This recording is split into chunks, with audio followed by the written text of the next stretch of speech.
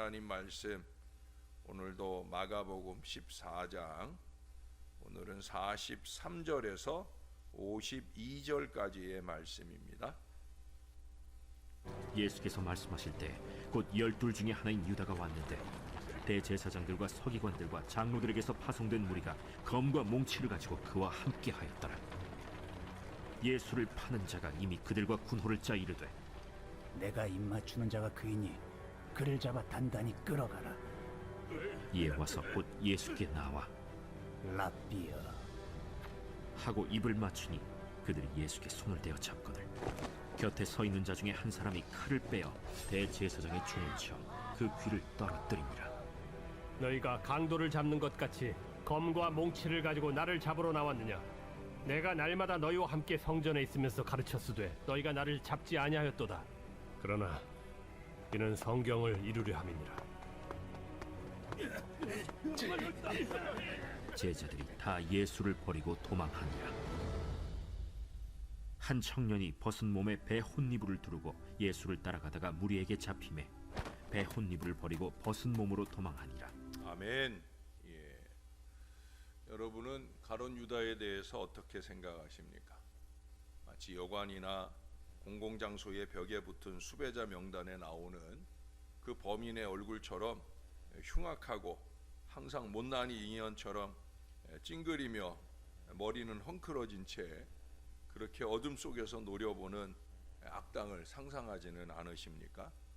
오늘 이 드라마 바이블에도 가룟 유다의 목소리가 무척 음흉하고 못되게 들리는데 정말 그렇게 생각해버리면 이야기를 풀어나가기가 훨씬 편할 거예요. 그러나 실제 이 유다의 진짜 모습은 그렇지 않다는데 바로 심각함이 있어요. 왜 그렇습니까? 그도 사도였어요. 그가 예수님을 배반하기 전에는 제자들 중에서 탁월한 일꾼이었다는 거예요.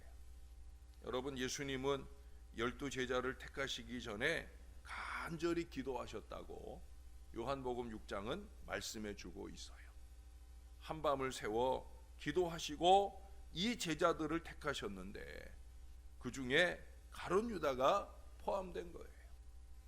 예수님은 중요한 일을 앞두고 언제나 기도하셨어요. 기도 없이 하는 일이 없다는 거예요.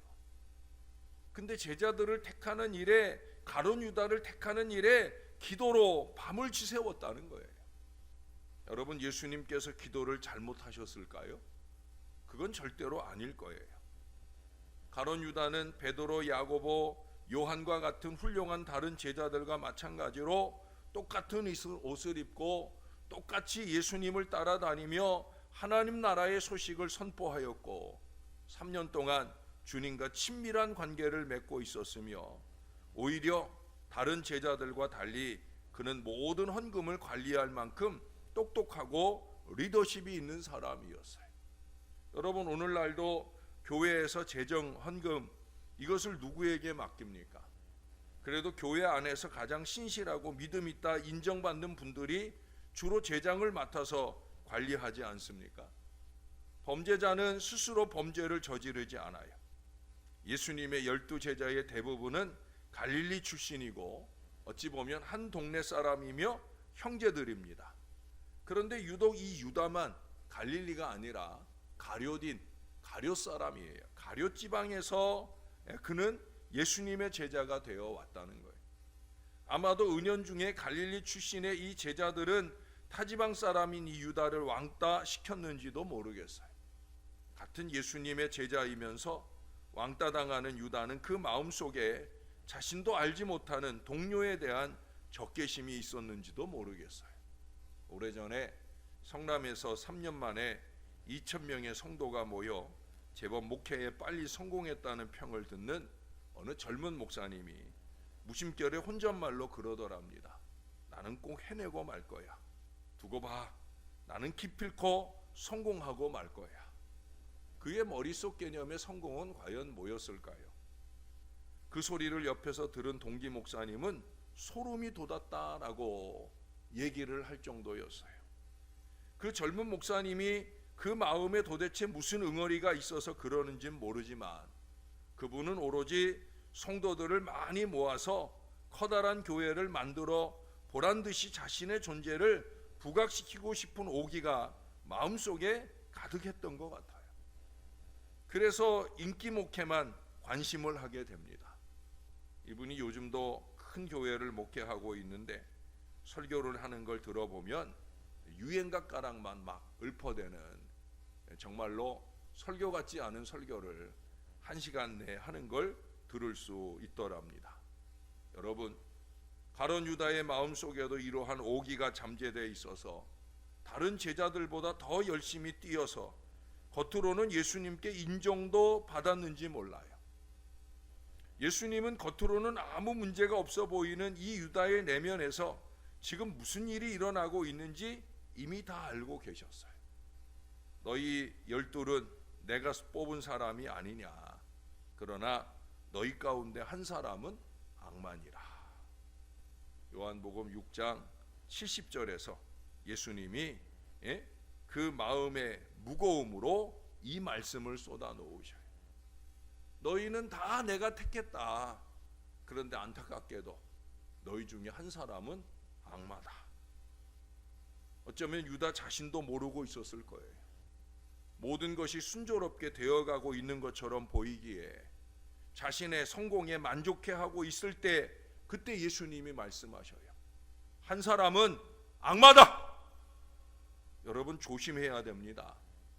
나도 모르는 사이에 스스로도 속고 있을 수 있어요. 내가 지금 예배 자리에 앉아 있으니까, 내가 남들 헌신은 헌신만큼 나도 하고 있으니까 나는 그래도 이만하면 잘하고 있겠지.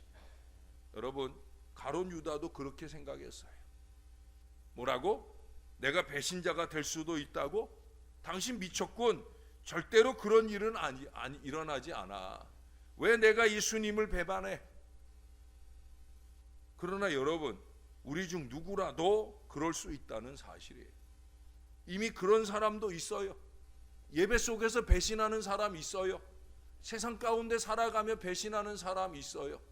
교회 안에서 배신하는 사람 있어요. 교회 밖에서도 배신하는 건 물론이겠죠. 그럼 왜 많은 제자들 가운데 하필 이 유다는 예수님을 배반하는 사람이 되었을까요? 요한복음 12장 3절에 보면 12 중에 하나인 가롯이라 부르는 유다에게 사단이 들어가니. 사단이 들어가니. 유다는 사단의 유혹에 빠진 거예요. 어쨌든 유다 자신이 사단이 들어올 수 있는 문을 열어놓았다는 거죠. 그의 마음속 탐욕은 사단이 들어오는 문이에요. 사람들마다 사단이 들어오는 문이 달라요. 어제 말씀드린 대로 어떤 사람은 게으른 사람, 그 게으름이 사단이 끊임없이 들락거리는 문이에요. 예? 어떤 사람은 이기적인 사람, 어떤 사람은 세상의 즐거움을 많이 따라가는 사람, 이런 사람들은 자기가 늘 그렇게 사단이 들락거리는 문을 갖고 있는 사람이에요. 예배 속에서도 들락거리고 세상 가운데서도 들락거리고. 문제는 뭐예요? 본인이 그걸 알지 못해요. 왜? 늘 그 탐욕 속에 있었으니까, 늘 그 게으름 속에 있었으니까, 늘 그 세상 연락을 즐기는 것 가운데 있었으니까. 여러분, 정신을 바짝 차려야 됩니다. 12사람이 다 예수님 마음에 들지 않는 자들이었지만 그 중에 유다는 그 마음의 문을 사단이 들어오도록 탐욕으로 열어놓았다는 거예요. 여러분, 열어놓지 마세요. 예? 사단이 들락거리도록 게으름으로 열어놓지 마세요. 탐욕으로 열어놓지 마세요. 분명하게 믿음의 문을 딱 잠그고 하나님께 집중하는 이 신앙생활을 할 수 있어야 된다는 거예요.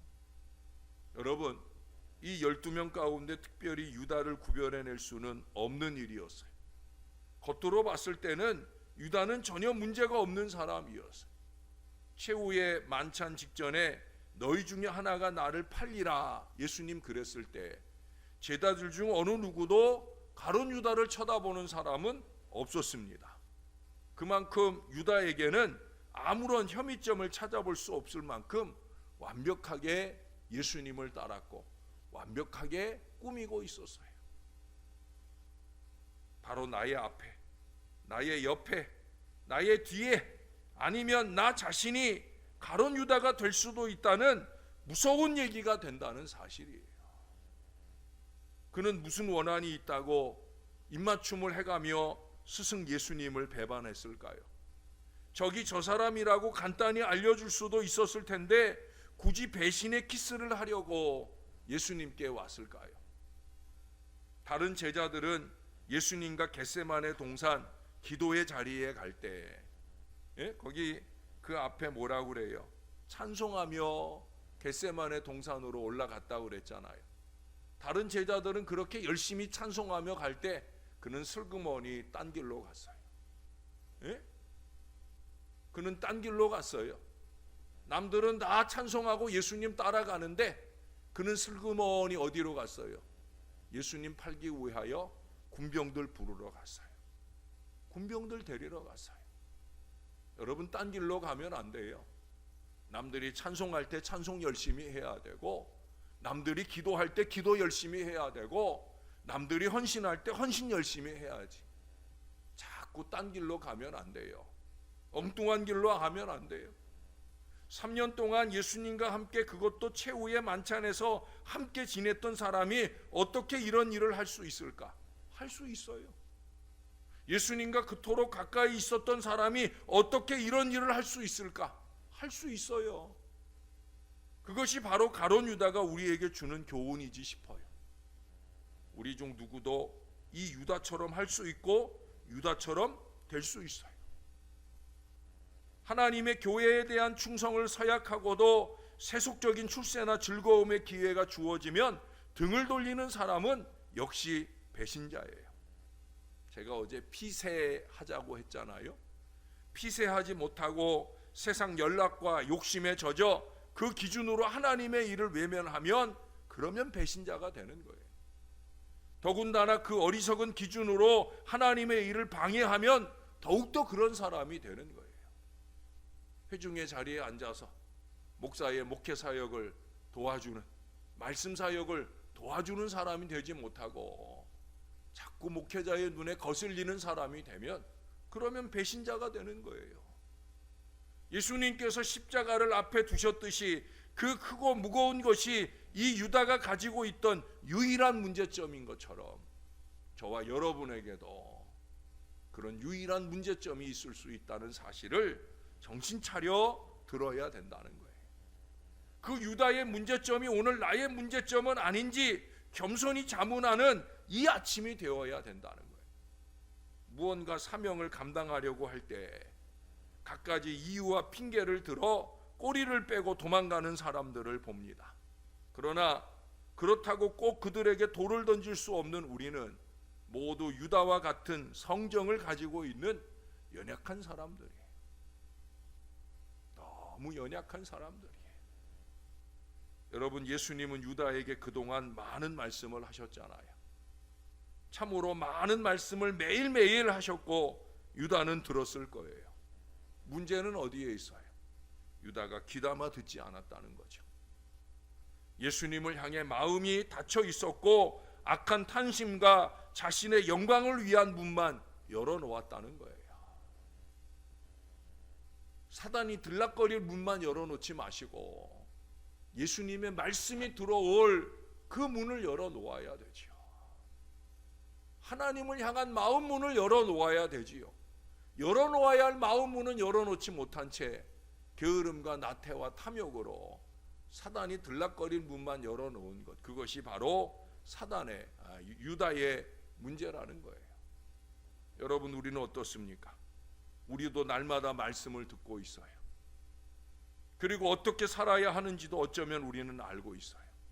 어떻게 예배해야 되는지 알고, 어떻게 헌신해야 되는지 알고, 어떻게 신앙해야 되는지도 우리는 잘 알고 있어요.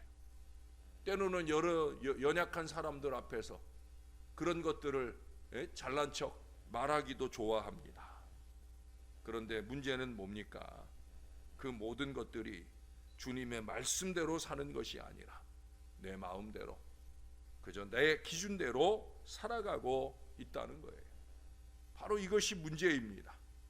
우리 역시도 어느 순간 이 가룟 유다처럼 될 수 있다는 사실이에요. 아니, 이미 그렇게 신앙을 흉내내고 예수 제자라고 명찰은 달았는데 가룟 유다 같은 이 흑심으로 살고 배신으로 살고 있는 사람들이 있더라는 거예요. 사랑하는 여러분, 어느 순간 우리는 예수님의 이 말씀을 들을 수도 있다는 사실을 알아야 돼요. 너희 가운데 몇 사람은 악마니라. 너희 가운데 몇 사람은 악마니라. 여러분, 이 유다의 심각한 문제가 오늘 나의 심각함은 아닌지 여러분, 우리가 그야말로 심각하게 자문하면서 겸손히 회개하는 아침이 될 수 있기를 바랍니다. 하나님, 나의 게으름이 사단을 향해 문을 열어 주었습니다. 하나님, 나의 탐욕이 사단을 향해 문을 열어 주었습니다. 하나님, 나의 이기와 욕심이, 나의 어리석은 생각과 고집이 사단을 향해 문을 열어 주었습니다. 결국 가룟 유다가 열어준 그 문 때문에 예수님 붙잡히고 십자가에 달려 죽으시며 제자들은 뿔뿔이 다 흩어지는, 여기 보세요. 오늘 본문에 제자들이 다 예수를 버리고 도망가니라. 그 출발점을 누가 해요? 가룟 유다가 저지른 일이에요.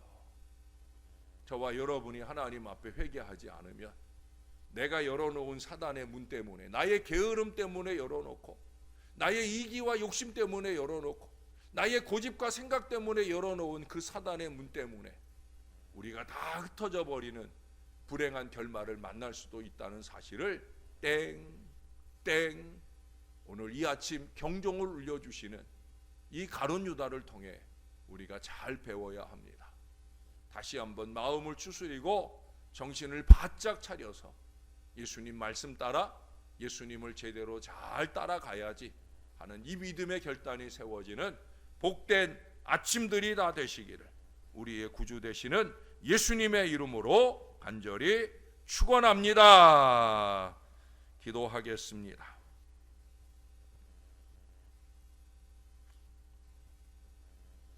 배에 혼이불을 두르고 예수를 따라가다가도 그렇게 그 모든 것들을 버리고 벗은 몸으로조차 도망가는 그런 제자들도 봅니다. 하나님, 따라가다가 뒷걸음질 치지 않도록, 따라가다가 도망가지 않도록 우리의 마음을 붙들어 주시옵소서.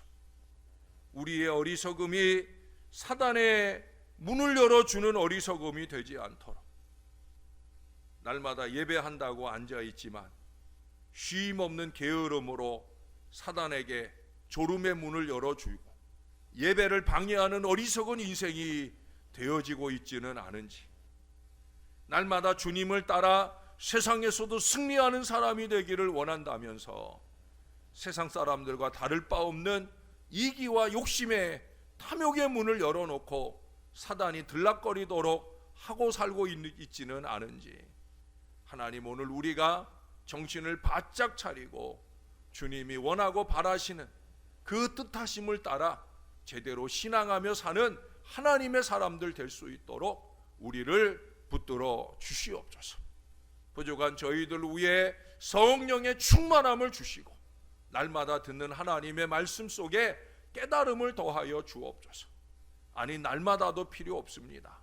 오늘 이 순간 이 아침 나에게 주시는, 우리에게 주시는 경종의 말씀을 잘 듣고 나는 절대로 주님을 배신하지 않는 주님의 사람이 되기를 결단하는 우리들이 되게 하여 주옵소서. 다 주를 버릴지라도 나는 결코 그리하지 않겠다 하는 가룟 유다도 그 게으름과 나태함으로 무너졌던 것을 잊지 말게 도와주시고, 더욱더 정신을 바짝 차리고 우리의 신앙이 주님 보시기 좋은 신앙, 우리의 헌신이 주님이 인정하고 칭찬하실 만한 아름다운 믿음으로 승리할 수 있도록 도와주시옵소서.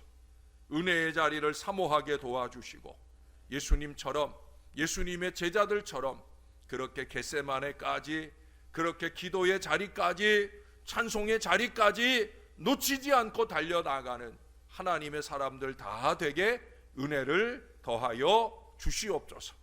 오늘도 주님 바라보며 이 아침을 시작했사오니 주일을 향해 남은 3일 동안도 거룩함으로 신령함으로 우리 부족한 인생들을 붙들어 주시옵소서. 감사를 드립니다. 예수님의 이름으로 기도합니다. 아멘.